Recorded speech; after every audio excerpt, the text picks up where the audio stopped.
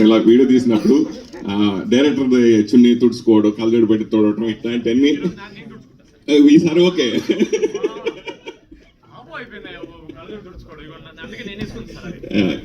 So దాని గురించి అది బాగా వైరల్ అవుతున్నాయి కదా, దాని గురించి సార్ ఏంటో సార్ ఈ సినిమా స్టార్ట్ చేసిన దగ్గర నుంచి నేను ఏం మాట్లాడినా ఏం చేసినా వైరల్ అవుతుంది సార్.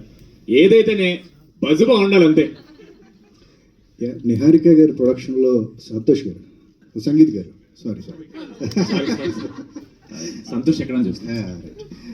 నిహారిక గారి ప్రొడక్షన్లో వర్క్ చేయడం వల్ల మీకు పవన్ కళ్యాణ్ గారితో ఫోటో దొరికింది, రామ్ చరణ్ గారితో వీడియో దొరికింది, నెక్స్ట్ చిరంజీవి గారితో లంచ్ ఆర్ డిన్నర్ ఎక్స్పెక్టింగ్ ఎట్లా సార్? కొంచెం గట్టిగా చెప్పండి సార్. చిరంజీవి గారితో డిన్నర్ లంచ్ ఎవరు పిలిస్తే వచ్చారు సార్? సార్ నేనే కదా సార్ పిలిచింది మిమ్మల్ని, మీరు ఎవరి సైడ్ ఉండాలి సార్? నిహారిక ఇక్కడ సార్ కంగ్రాచులేషన్స్. ఇంత గట్టిగా ప్రమోషన్స్ చేసే ప్రొడ్యూసర్స్ అయితే ఈ మధ్యకాలంలో లేరు. మీరు చాలా కష్టపడుతున్నారు ఒక సినిమాని బతికించుకోవడం కోసం. మీ సినిమాని చూడాలి అనుకుంటే ఏ పాయింట్ మీద వచ్చి మీ సినిమాని చూడాలి మేడం?